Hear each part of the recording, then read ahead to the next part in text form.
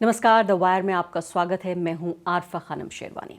बिहार में तेजस्वी की आंधी, ये तस्वीरें अपने आप में गवाह हैं, बयान कर रही हैं कि जिस बड़ी तादाद में तेजस्वी यादव को पिछले 10 दिनों में जनता सुनने के लिए, उन्हें देखने के लिए उमड़ी है। साफ तौर पर सब कुछ पता चल रहा है कि इस वक्त नीतीश कुमार के भाजपा में वापस चले जाने के बाद, तेजस्वी यादव नीतीश के जाने के बाद, यानी बिहार की सरकार माइनस नीतीश में तेजस्वी सबसे बड़े नेता के तौर पर उभर रहे। न सिर्फ कि बिहार बल्कि इसकी एक बानगी मैंने उत्तर प्रदेश में देखी राहुल गांधी की भारत जोड़ो यात्रा के दौरान, जब वहाँ युवाओं से, खासकर बेरोजगार और अशिक्षित जो बेरोजगार युवा हैं, जब मैं उनसे बात कर रही थी, उन्होंने कहा कि तेजस्वी यादव ने बिहार में ये करके दिखाया है, तो राहुल गांधी भी राष्ट्रीय स्तर पर इसे लागू कर सकते हैं, इम्प्लीमेंट कर सकते हैं। यानी वो बहुत कम नेताओं में से बन गए हैं तेजस्वी यादव जो चुनावी वादों को अमल में ला रहे हैं। मैं यहाँ पर जिक्र करना चाहती हूँ उन 4 लाख से ज़्यादा नौकरियों का जो तेजस्वी यादव लोगों को देने में कामयाब हुए हैं। अपने कलम से दस्तखत करके 4 लाख से ज़्यादा लोगों की किस्मत बदल देने वाला ये व्यक्ति आज का हीरो, आज का नायक है। मेरे कसीदे पढ़ने की ज़रूरत नहीं है तेजस्वी यादव के। मैं ये तमाम चीज़ें इसलिए कह रही हूँ क्योंकि जितना मीडिया कवरेज नरेंद्र मोदी को मिलता है, समंदर के नीचे, पहाड़ के ऊपर, आसमान में चले जाएं, अंतरिक्ष में हो या ज़मीन पर हो, अगर उसका यकीन जानिए 0.0001% भी अगर तेजस्वी जैसे नेताओं को मिल जाए तो उनकी शान में किताबें लिखी जाएंगी, कसीदे पढ़े जाएंगे, दरबारी जो हैं वो नगमे गाएंगे। लेकिन ये हमारा दुर्भाग्य है कि तेजस्वी यादव जैसा ऐसा नेता जिसको जनता का भारी समर्थन मिल रहा है, जो जन विश्वास यात्रा खासकर नीतीश कुमार के जाने के फौरन बाद उन्होंने कोई भी सुस्ती नहीं दिखाई बल्कि चुस्ती दिखाते हुए सड़क पर निकल गए।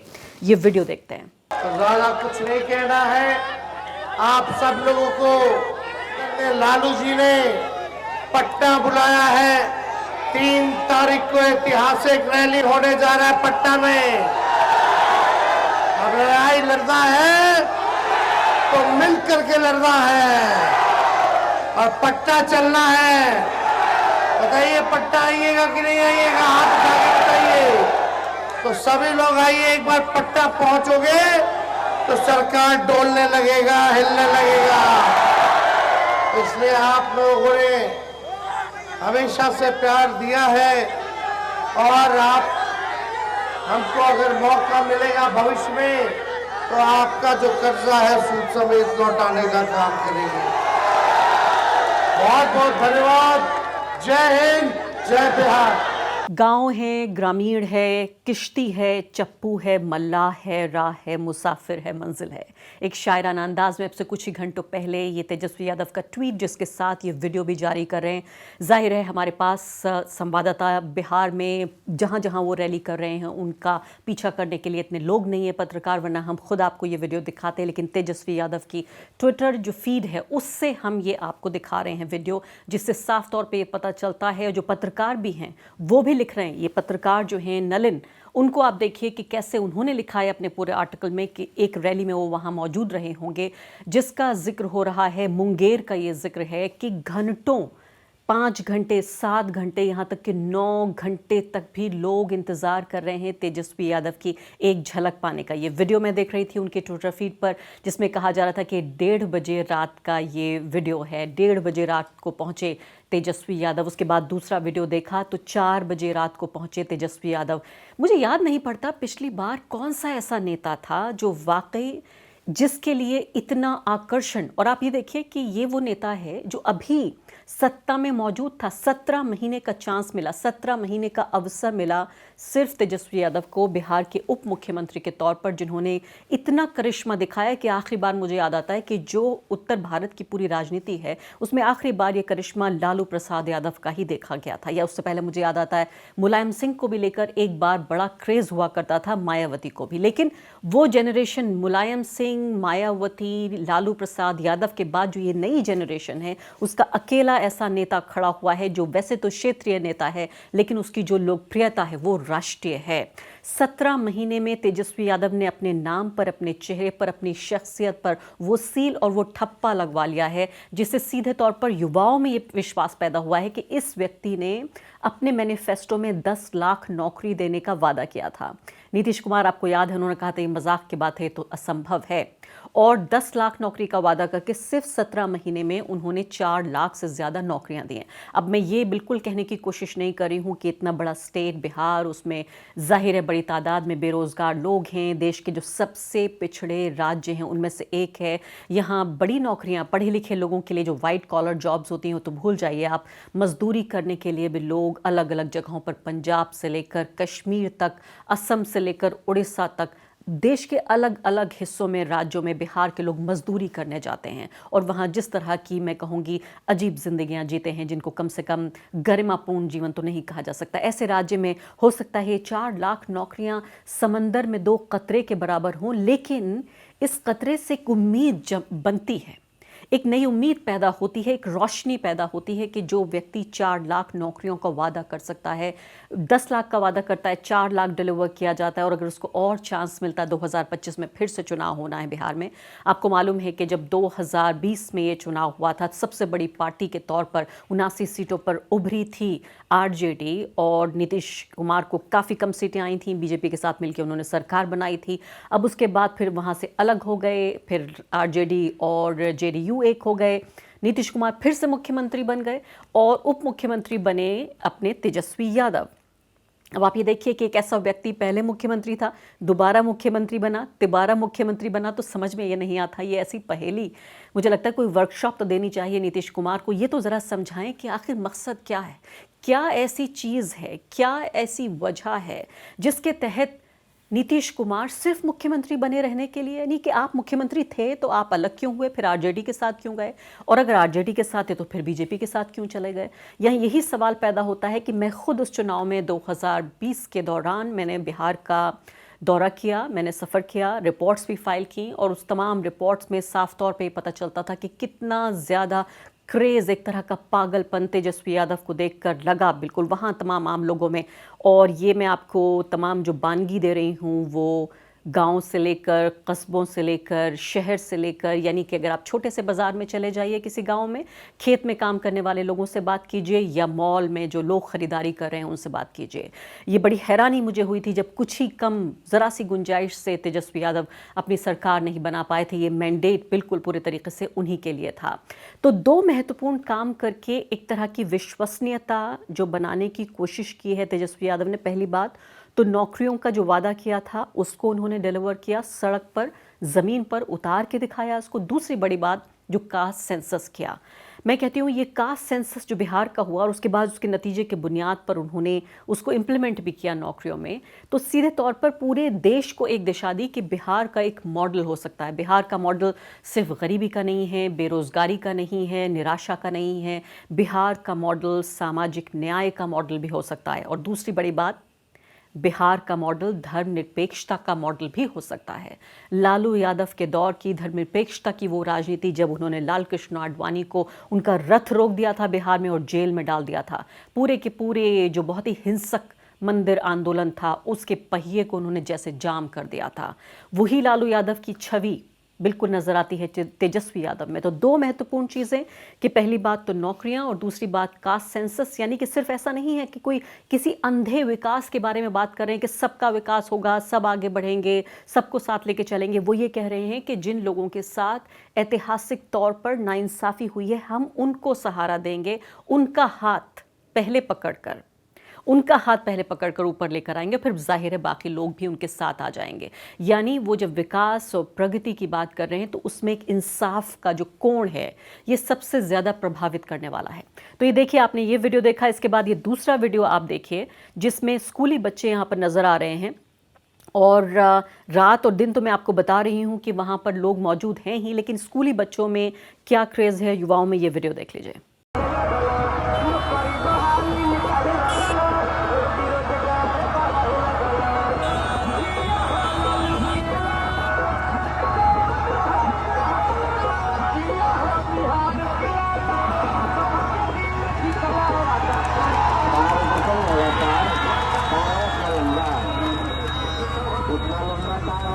तो सुबह के 5 बजे हों या रात के 3 बजे हों, तेजस्वी यादव का जो आकर्षण, उनकी दीवानगी है सड़कों पर साफ तौर पर देखी जा रही है।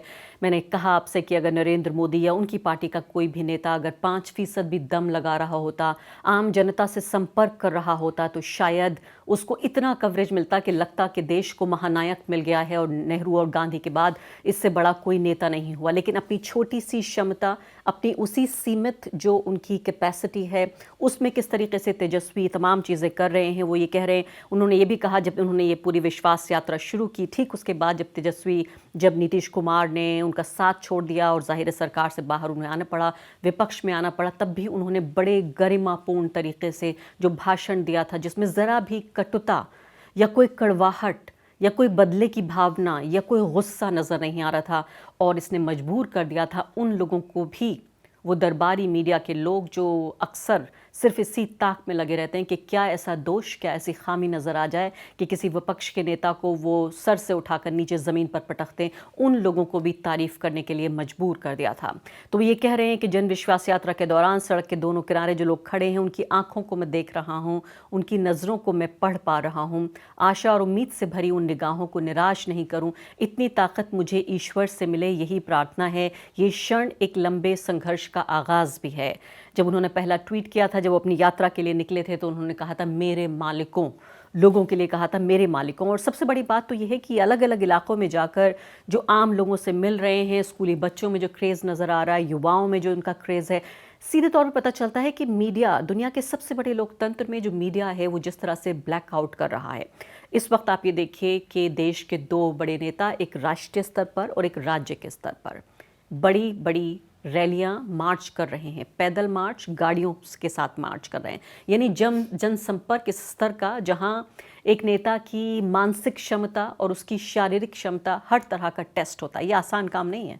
आपको उसी गाड़ियों में रहकर वहीं सोना है, वहीं खाना है, आपको चलते रहना है, शायद 2, 3, 4 घंटे सो पाते हैं। और आप जानते हैं कि एक तरह के राजनीतिक पृष्ठभूमि से आए हुए लोग, उन्हें एक तरह की आरामदेह ज़िंदगी जीने की आदत होती है। उसके बावजूद वो सब कुछ कुर्बान करके, और ये कोई 24 घंटे 36 घंटे की बात नहीं है, बल्कि दिनों दिन, राहुल गांधी की तो हफ्तों से यात्रा चल रही है और अब अभी तक भी चलेगी लगातार। तो राहुल गांधी राष्ट्रीय स्तर पर और क्षेत्रीय स्तर पर देखें तो तेजस्वी यादव रैलियां कर रहे हैं, लेकिन दोनों का जिस तरह से मीडिया ने ब्लैकआउट किया है, ये मीडिया का, यानी जिसको माना गया था कि जो हमारे आधुनिक जो संचार के माध्यम हैं, हमारी राजनीति उसे किस तरह से इस्तेमाल कर रही है कि वो दूसरा जो पक्ष है, जो विपक्ष है, उसको मुहैया नहीं है।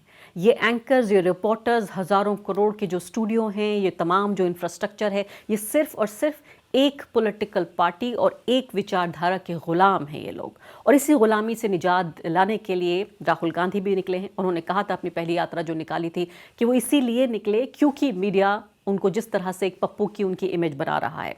ये यहाँ भी देखिए तेजस्वी यादव को लेकर जिस तरह से कहा गया कि 9वीं फेल है, ये तो लालू यादव का लड़का है, ये तो चारा चोर का लड़का है।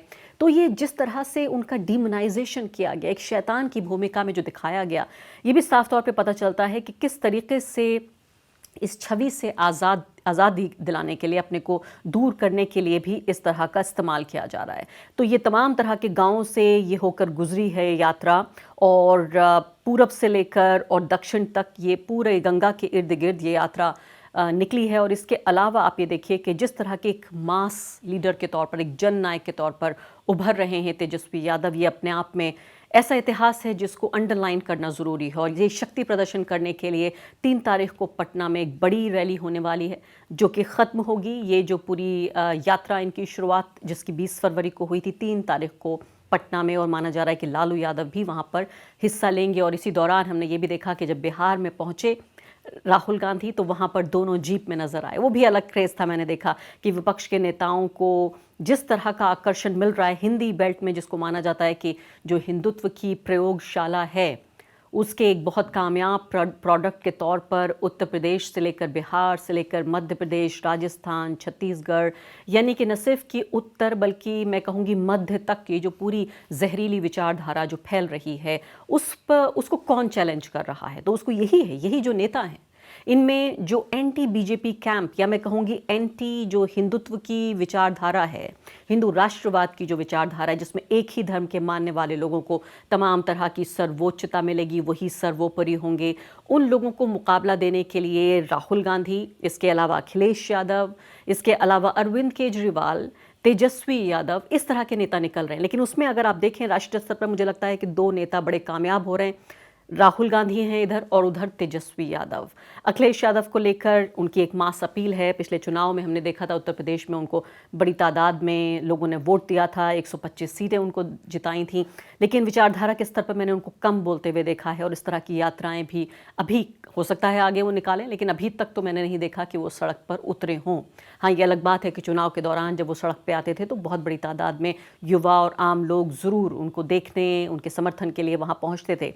लेकिन आप ये देखिए, वो दौर है जहाँ पर कांग्रेस के नेता हों या बाकी एनसीपी के नेता हों या शिवसेना के नेता हों या बाकी आप देखिए अलग अलग राज्यों में चाहे समाजवादी पार्टी के अगर स्थानीय स्तर के भी नेता हैं, तो तमाम वो नेता जो प्रभावशाली हैं वो बीजेपी को चाहिए। और 2024 के जो अभी 1 महीने बाद चुनाव की जो घोषणा हो जाएगी, जो चुनाव होने वाले हैं, उसके मद्देनज़र हर वो व्यक्ति जो बीजेपी को चाहिए, बहुत मुश्किल है उस व्यक्ति के लिए ना कह पाना, या चाहे वो भय की वजह हो या लोभ की वजह हो। जिस तरह से सरकारी एजेंसियों का इस्तेमाल किया जा रहा है, जिस तरह से पार्टियों को दिन दहाड़े तोड़ा जा रहा है। अब देखिए मायावती जी, कुछ मालूम नहीं है कि चुनाव से पहले अभी उनका कोई एक बयान तक हमें नहीं मिला है कि वो एनडीए में हैं या वो इंडिया में हैं, क्या करने जा रही हैं।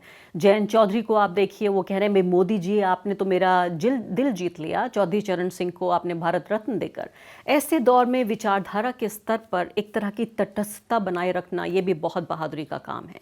तो वो खेमा जो एक तरह के भारत के जो हमारे स्थापित मूल्य हैं संविधान के, उनके साथ छेड़छाड़ कर रहा है, उनका जो विरोध कर रहा है, जो सेक्युलर खेमा कहा जाता है, उसमें आप ये देखिए 2 नेता मैं कहूँगी ये बड़े नेता बन के, जननायक बन के ये पूरे तरीके से उभर रहे हैं। तो अभी 3 तारीख का हम इंतज़ार करेंगे और हम देखेंगे कि किस तरीके से 3 तारीख को जो शक्ति प्रदर्शन होना है, ज़ाहिर है 2000 अभी जो चुनाव होना है लोकसभा का, उसके मद्देनज़र तो अहम है ही, लेकिन मुझे लगता है कि जो अल्टीमेट गोल है, जो एक मकसद है, सबसे बड़ा मकसद इस वक्त तेजस्वी यादव का, इस तरह की रैलियाँ, जनसंपर्क यात्राएं और ये शक्ति प्रदर्शन जो करने की कोशिश कर रहे हैं, वो यही है कि मीडिया के एक बड़े खेमे जो ब्लैकआउट कर रहा है, उसको हराते हुए आम लोगों से सीधे संपर्क करना, सीधे अपनी पॉलिसीज़, अपनी नीति और राजनीति उनको बताना। और 2025 में जो चुनाव होना है उसमें वो ये चाहेंगे कि ये जो लगभग जो जीत मिल गई थी वो पूरी जीत के तौर पर उभर आए और अगले मुख्यमंत्री के तौर पर तेजस्वी यादव आ जाएं। द वायर के और वीडियोस देखने के लिए सब्सक्राइब करें और बेल आइकन पर क्लिक करें। स्वतंत्र पत्रकारिता की आर्थिक मदद करने के लिए डिस्क्रिप्शन में दिए गए लिंक पर जाएं और अपनी राशि चुनें।